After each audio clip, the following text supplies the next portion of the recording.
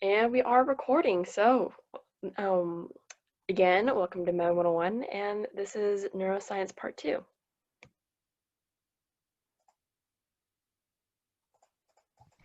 All right, so every meeting we're going to be focusing on a different scientist or looking at a different scientist. And so this meeting we're focusing on Eric Kandel. And so he's actually really important in his advancements in his findings in nervous systems of snails and how he was able to relate it to human nervous systems. And he actually showed that short-term and long-term memories are formed by different signals. And he was awarded the Nobel Prize in Medicine. And so he's a pretty a large figure in the neuroscience world. Next slide, please. So this is that was just a short kind of segue into our meeting for our topic this meeting, which is memories in neuroscience. So memories. So everyone knows what memories are. They're kind of the things that make up who we are. They're brought up by emotions, our sense of touch, our sense of hearing, and they're just really a big part of our life. Next slide. And so the difference between working short-term and long-term memories. So there are actually different memories. When we store them in our brain, they're stored as different memories. And so working memory are just kind of like the snapshots. They're like a few seconds, maybe like if you enter a room and you scan your surroundings, kind of like what you see, it doesn't really stand up to you. You maybe remember a few seconds of that, and then you forget because it's not really important.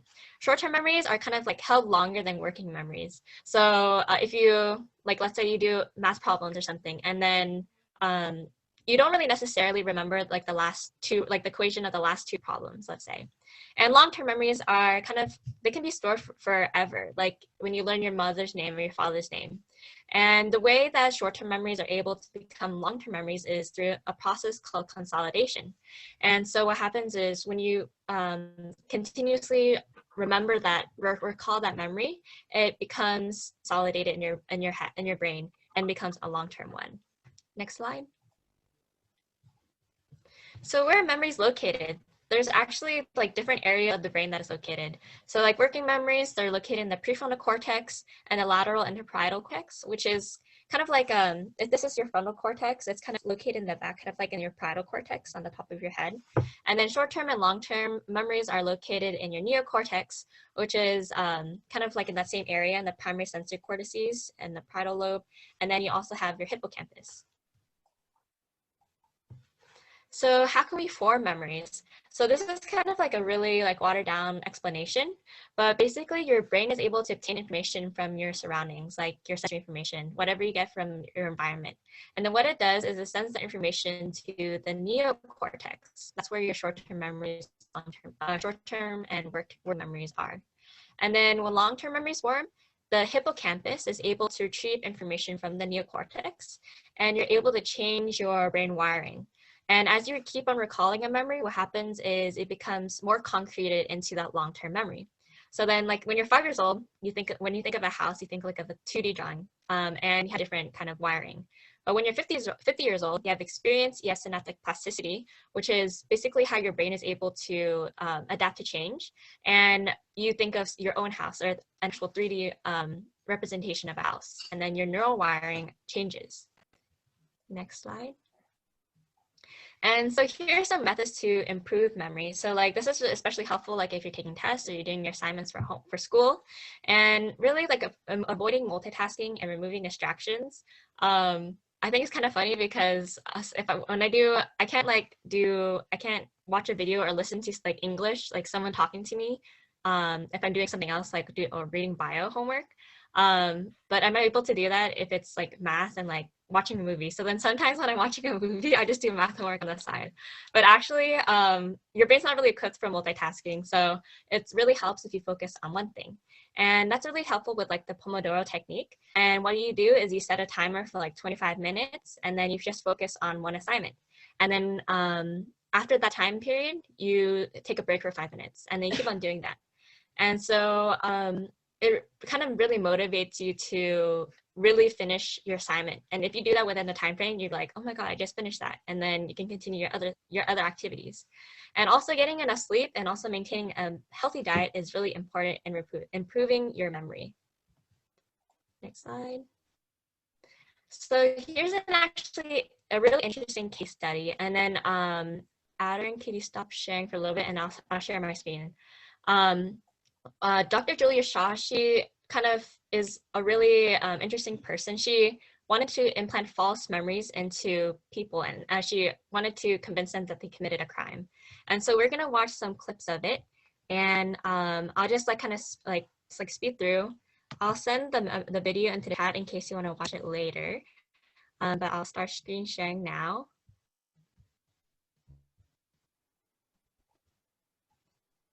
Okay, so start here.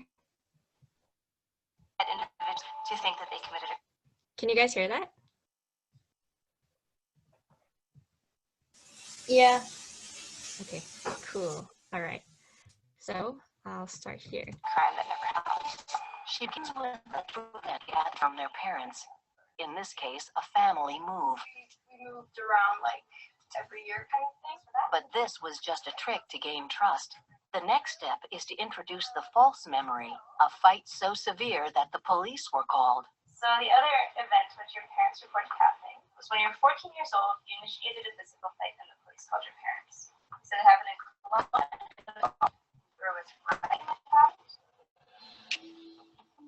Only 2 of the details are real. The name of the best friend and the place she lived at the time. The rest is made up. Honestly, I don't know what you're talking about. I don't think I've ever been in a fight. I'm so confused. Shaw then turns to a series of cognitive techniques known to induce false memories, starting with an imagination exercise. I'd like you to relax, close your eyes, and focus your attention on trying to retrieve this. Alright. Bolstered with a little social pressure. It might seem a bit strange, but it does work for most people. Subtly introducing this notion that it works for most people if they try hard enough, which is a subtle form of social manipulation. And asks the participant to visualize certain details of the stories. Introducing things that are easy to picture first. Picture yourself at the age of 14. Picture yourself at the age of 14. That's an easy thing to picture. So I'm just gonna kind of like skip through this part, but basically she just kind of like manipulates her mind, and then she's able to convince her that she did something like that. And so by the time we get interview number 2, we're seeing the story. Remember like a verbal fight, and maybe seems so unlike, but maybe I pushed or something. Good, okay. So this is where she's first fully buying into this idea that she's actually had a fight. I feel like she pushed me first. Okay. And this person is starting to picture how it could have happened. And what could have been turns into what would have been, turns into what was. So by the 3rd interview, the memory has taken hold. I think the cops showed up and we were kind of having maybe like a verbal kind of fight, and then it kind of maybe got to a push. Mm-hmm. All right, so I'm sharing there.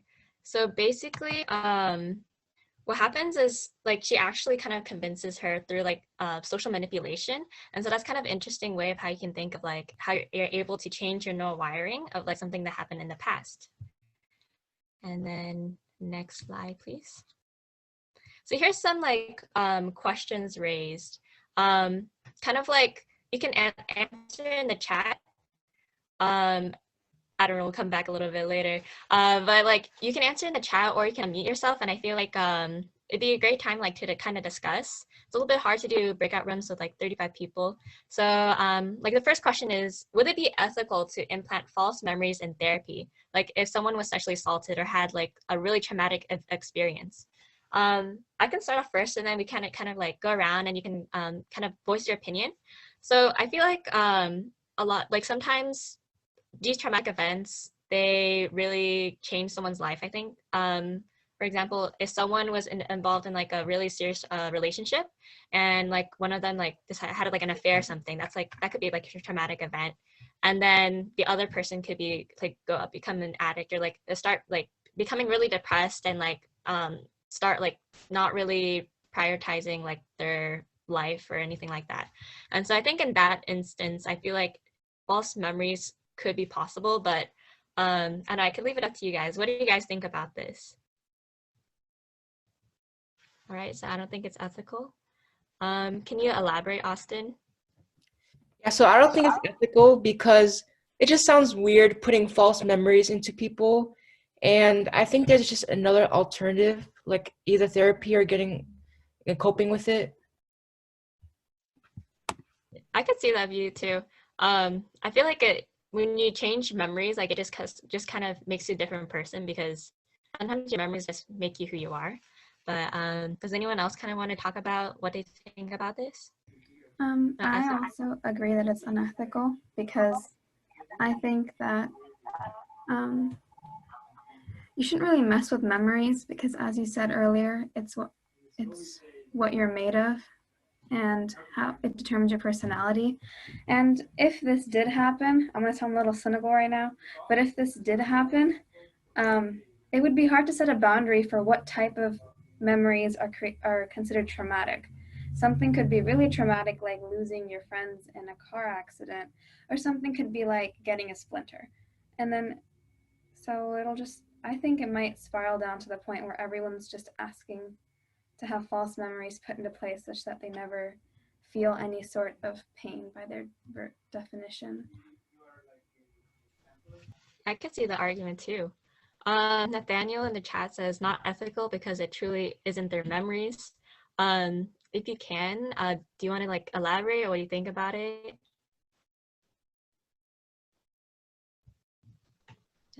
Yeah, I kind of like agree with what everyone is saying, because memories do make a person and change their true personalities. So if you put like something that isn't their actual memories, then it'll change who they actually are. That's nice. And then Simran thinks, I don't think it's ethical. It can have unforeseen consequences for those people that have interacted with them later in their life. They can lose their experiences too, like Kamangi said. All right. Okay. I like those like responses.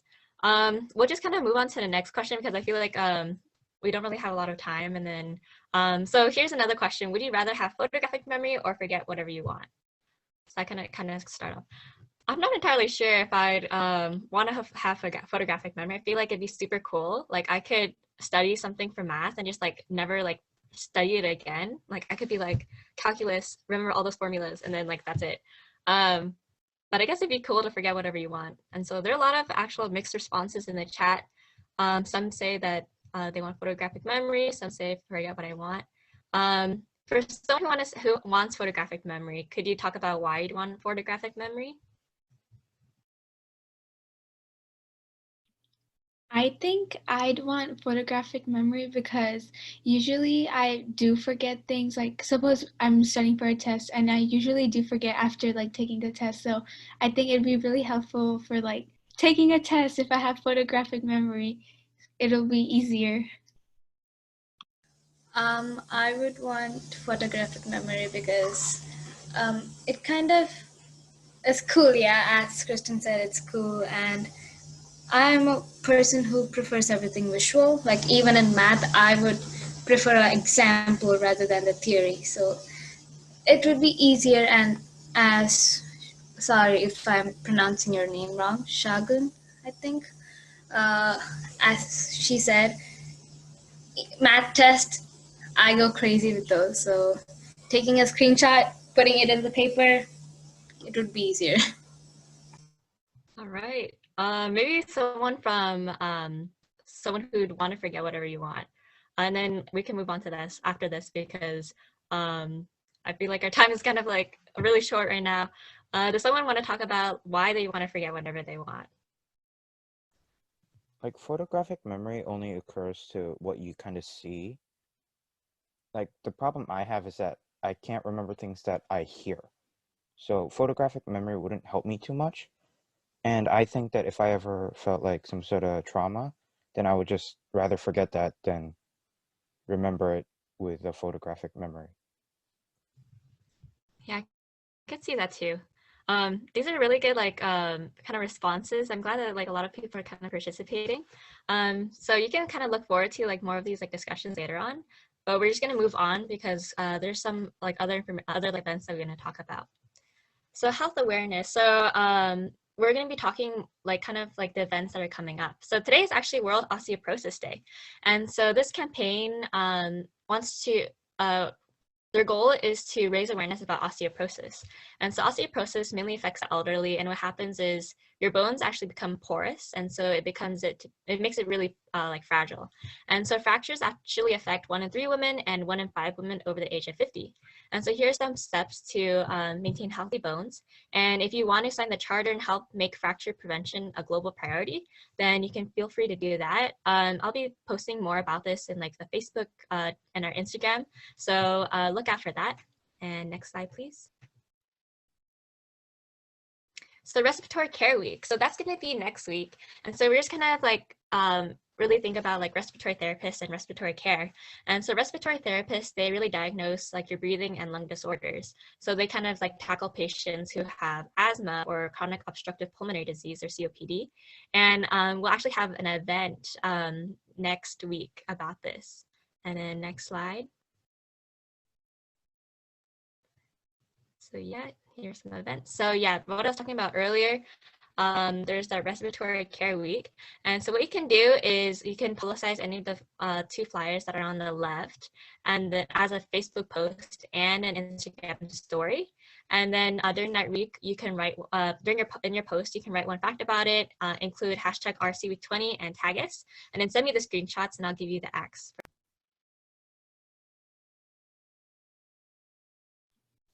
Okay, so next we have the PHHS Health Week, and basically it's all the medical clubs we have right now, most of them like American Heart Association or American Cancer Society, Red Cross, we're all collaborating, and then Med101 will be teaching the members how to check blood pressure.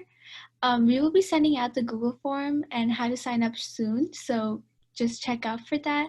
It'll be on November 2nd, 5 p.m. to 6 p.m. There's a deadline to sign up, which is October 31st, so remember to sign up. And just remember that it's a week thing, so each 5 days will be a separate activity. We will release more information. And if you have any questions, feel free to contact Kirsten, Catherine, or me. Alrighty, so the next event is part of our guest speaker series that is coming to an end, and it is the Ecology and Evolutionary Biology guest speaking event. So at this event, you will learn and ask about ecology and evolutionary biology.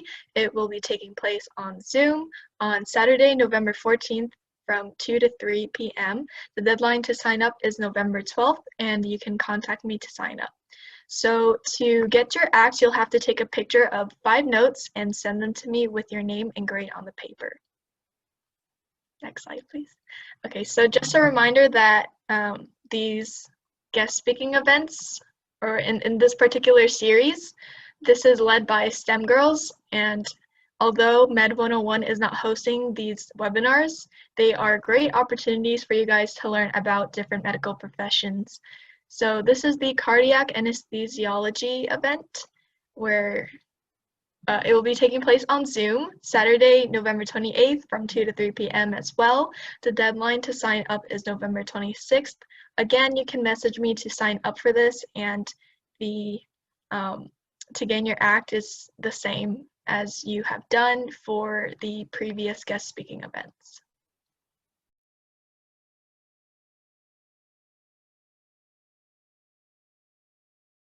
So here are some important announcements. First, we have board member apps will be released soon, so definitely be on the lookout for that so you can join the Med101 team. There is no meeting next week, so just a reminder of our every other week schedule.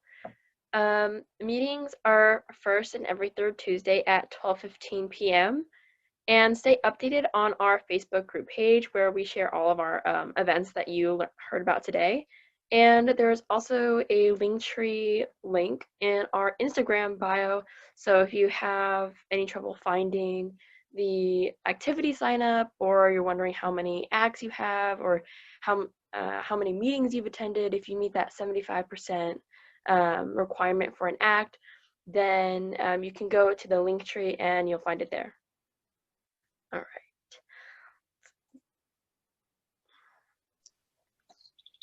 And that is the end of this week's meeting. Our next one's going to be on November 3rd, same time at 12:15 p.m. And the next topic we're going to be discussing is veterinarians.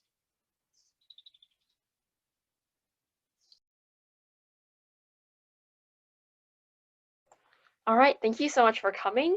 Don't forget to follow us on our Facebook, which is PHHS Med101 2020 to 2021, if you haven't already, and our Instagram, which is at PHHS Med101. If you guys have any questions, feel free to stay afterwards. And other than that, thank you for coming.